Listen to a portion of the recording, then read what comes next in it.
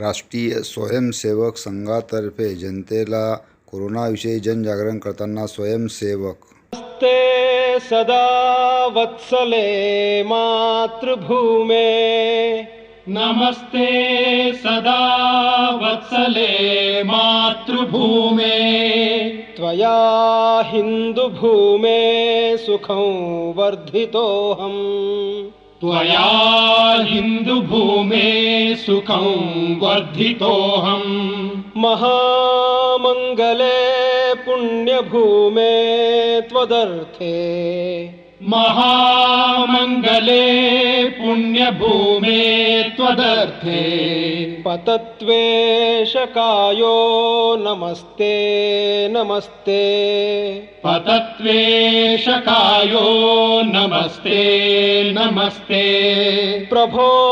शक्तिमन् हिन्दुराष्ट्राङ्गभूता प्रभो शक्तिमन् हिन्दुराष्ट्राङ्गभूता इमे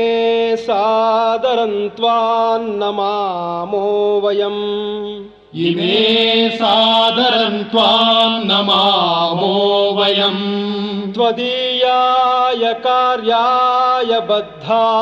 कटीयम् त्वदीयाय कार्याय बद्धा कटीयम् शुभामाशिषं देहि तत्पूर्तये शुभामाशिषं देहि तत्पूर्तये अजय्याञ्च विश्वस्य देव